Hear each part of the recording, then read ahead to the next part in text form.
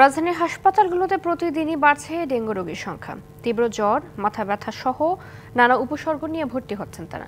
শুক্রবার সন্ধ্যা পর্যন্ত নতুন রোগী ভর্তি 103 জন। চিকিৎসকরা বলছেন শক সিনড্রোম নিয়ে বেশি রোগী আসছে না, যে কারণে সেরে উঠেছেন চিকিৎসায়। জ্বর সহ ডেঙ্গুর উপসর্গ দেখা দিলেই বাসায় বসে না থেকে হাসপাতালে যাওয়ার পরামর্শ বিশেষজ্ঞ চিকিৎসকদের। পোশাক শ্রমিক কামাল হোসেন গ্রামের বাড়ি নোয়াখালীতে। বন্যার কারণে রাজধানীর মিরপুরের এক আত্মীয়র বাসায় আশ্রয় নিয়েছেন। সেখানেও বিপদ পিছু ছাড়ছে না তার। ডেঙ্গু আক্রান্ত হয়ে প্রথমে স্ত্রী ও পরে সন্তানকে ভর্তি করিয়েছেন মহাখালীর ডিএনসিসি হাসপাতালে। ডেঙ্গু এবং সিবিসি টেস্ট করাইছি, করানোর পরে ডেঙ্গু পজিটিভ আসছে আমার ওয়াইফের এবং আমার বাচ্চা, এই ছোটো বাচ্চাটার। হাসপাতালের শিশু বিশেষজ্ঞের চেম্বারের অপেক্ষমান বেশিরভাগই এসেছেন ডেঙ্গুর উপসর্গ নিয়ে। রোগীদের সবাইকে দেয়া হচ্ছে ডেঙ্গু শনাক্তকরণ পরীক্ষা।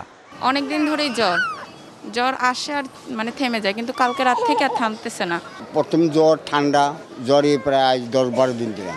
জ্বর, মাথা ব্যথা, বমি সহ নানা উপসর্গ নিয়ে হাসপাতালের শিশু, পুরুষ ও মহিলা ওয়ার্ডে প্রতিদিনই ভর্তি হচ্ছেন ডেঙ্গু রোগী।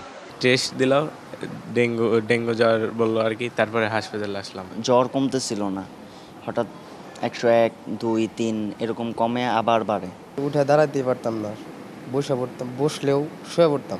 বমি দেয় আর কোনো কিছু খাওয়া দাওয়া করতে পারে না, আর হাঁটা চলাই বন্ধ ছিল, পরে এখন একটু হাঁটতে পারে। চিকিৎসকরা বলছেন ডেঙ্গু নিয়ে এই হাসপাতালে এখন ভর্তি 46 জন। তবে শক সিনড্রোম নিয়ে কেউ আসলে তাকে আইসিইউতে স্থানান্তর করা হচ্ছে। ডেঙ্গুর যেগুলো শক সিনড্রোম, যে হঠাৎ করে রোগীর প্রেশার কমে যে খারাপ হওয়া, অথবা যে রক্তক্ষরণ উপসর্গ নিয়ে যে সমস্ত ডেঙ্গু, এই বছর আমরা এগুলো খুব কম দেখছি। ফলে বেশিরভাগ রোগী আমাদের এখান থেকে চিকিৎসা নিয়ে সুস্থ হয়ে চলে যাচ্ছে। জ্বর বা ডেঙ্গুর উপসর্গ দেখা দিলেই ঘরে বসে না থেকে চিকিৎসকের শরণাপন্ন হওয়ার পরামর্শ বিশেষজ্ঞদের। Masudur Rahman, DBC news, Dhaka.